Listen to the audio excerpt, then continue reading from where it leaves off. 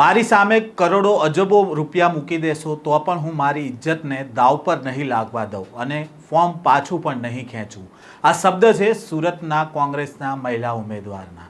પોતાના જ સાથી ઉમેદવારે ભાજપમાં બેસી જવાની વાત તેમણે જાહેરમાં કરી છે અને તેને જ લઈને હાલ આ વિડીયો છે જે સોશિયલ મીડિયામાં વાયરલ થતાં રાજકારણ ગરમાયું છે. શું છે આ સમગ્ર મામલો, વાત કરીશું આ વિડીયોમાં. વૈષ્ણવજન તો તેને કહીએ જે પીડ પરાઈ જાનાને રે. નમસ્કાર, નવજીવન ન્યૂઝમાં આપનું સ્વાગત છે. હું છું જયંત દાફડા. સુરત મહાનગરપાલિકાની ચૂંટણીમાં વોર્ડ નંબર 18માં રાજકીય ભૂકંપ આવ્યો છે, કારણ કે કોંગ્રેસના ઉમેદવાર સંજય રામાનંદીએ છેલ્લી ઘડીએ ફોર્મ પાછું ખેંચી લેતા પક્ષ અને સાથી ઉમેદવારો સાથે મોટો દગો થયો હોવાનો આરોપ લગાવ્યો છે. આ ઘટનામાં સૌથી આઘાતમાં મહિલા ઉમેદવાર પ્રકૃતિ રાઠોડને લાગ્યો છે, કારણ કે પોતાની દીકરીને ચોધાર આંસુએ રડતા જોઈને તેમની માતાએ સંયમ તૂટી ગયો હોય તે પ્રકારે આક્ષેપો કર્યા છે. તેમણે જાહેરમાં આક્રોશ ઠાલવતા સંજય રામાનંદી પર આરોપ લગાવ્યો કે પૈસા માટે તેઓ વેચાઈ ગયા અને જાહેરમાં મહિલા ઉમેદવાર અને તેમની માતાએ આક્રોશ વ્યક્ત કરતા શું કહ્યું હતું તે પણ તમે સાંભળો.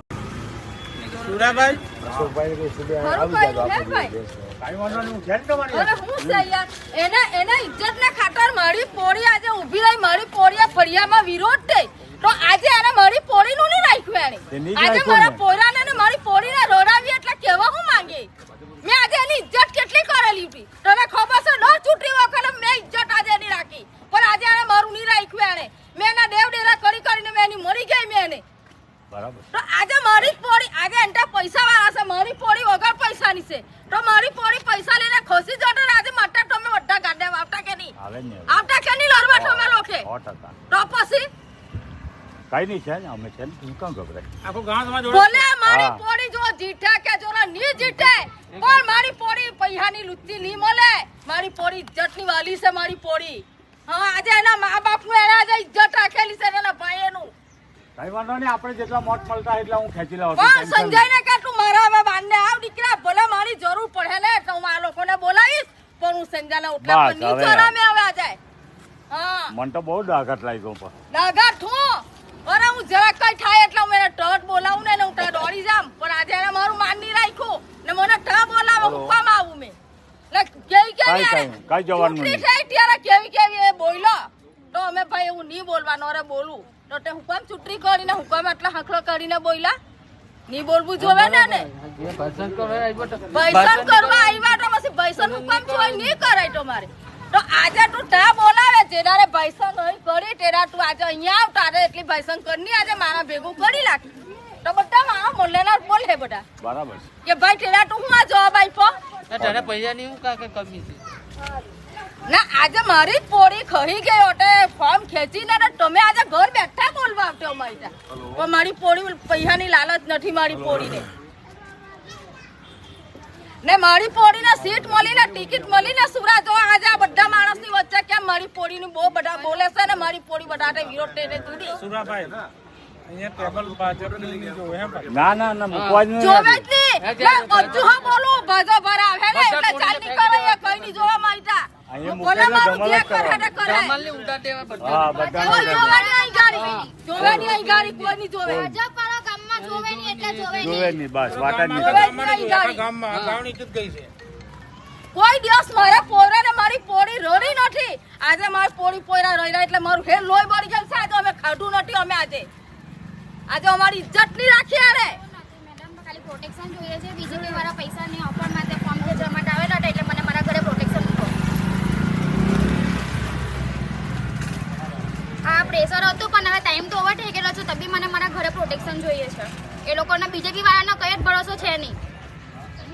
આવે હજુ બી આવશે એ લોકો એટલી મને ખબર છે. ફોન ચાલુ જ છે બધાના. હા બોલ બોલ.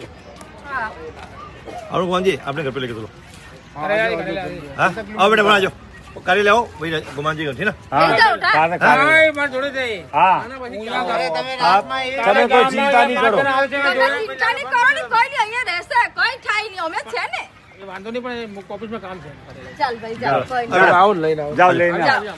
જાઓ હા, જાઓ જાઓ. લઈને જા દીકરા હવે મારી જ ભાણી છે એવી રીતે તમે હવે લઈને ચાલજો હવે હા બિલકુલ બસ कांग्रेस जिंदाबाद कांग्रेस जिंदाबाद हम सब एक हैं हम सब एक हैं हम सब एक हैं हमसे जो टकराएगा मिट्टी में मिल जाएगा हमसे जो टकराएगा मिट्टी में मिल जाएगा हमसे जो टकराएगा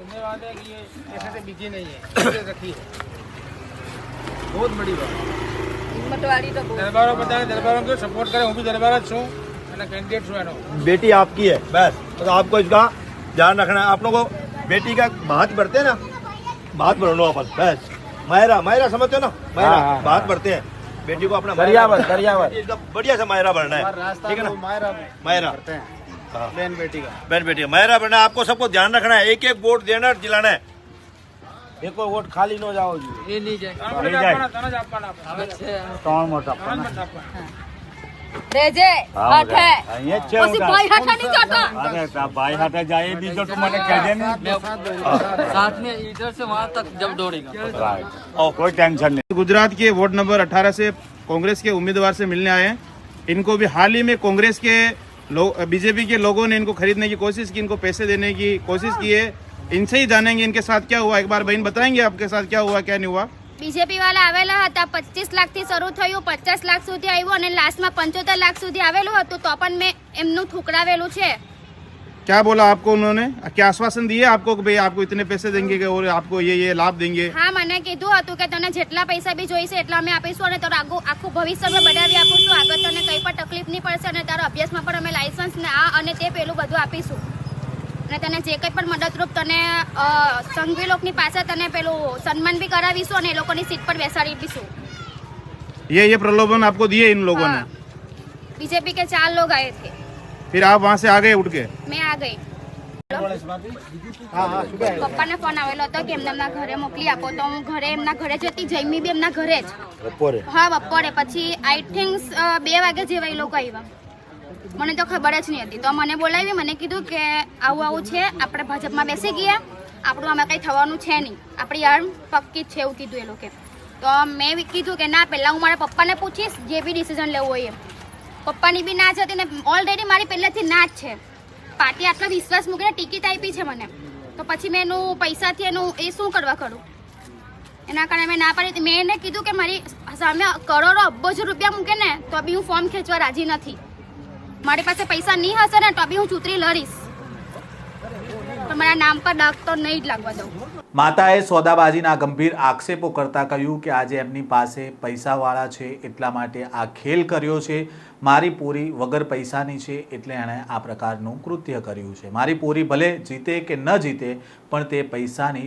લાલચી નથી તેને ઇજ્જતવાળી છે આજે એણે એના મા બાપની આબરૂ રાખી છે કારણ કે તે પૈસાથી વેચાઈ નથી વોર્ડ નંબર 18ના મહિલા ઉમેદવાર પ્રકૃતિ રાઠોડે કલેક્ટર કચેરીની બહાર જ તેઓ ધ્રુસકે ને ધ્રુસકે રડી પડ્યા હતા કારણ કે તેમના જે સાથી ઉમેદવાર હતા તેમણે અંતિમ ઘડીએ ફોર્મ પરત ખેંચી લીધું હતું અને તેમનો આરોપ છે કે મધ્યમ વર્ગના યુવાન ઉમેદવારો જ્યારે રાજકારણમાં આગળ વધવા માંગે છે ત્યારે આવા પૈસાના ખેલ તેમના કરિયર ખતમ કરી નાખે છે માતા દીકરીએ પોતાના જ સાથી ઉમેદવારોનો ઉધડો લીધો હતો અને જાહેરમાં આ જે પૈસાની સોદેબાજી થઈ તેને લઈને મોટો ધડાકો કર્યો હતો આ પ્રકારના સમાચાર અહેવાલ સાથે ફરી મળીશું નવજીવન ન્યૂઝ સાથે જોડાયેલા રહેજો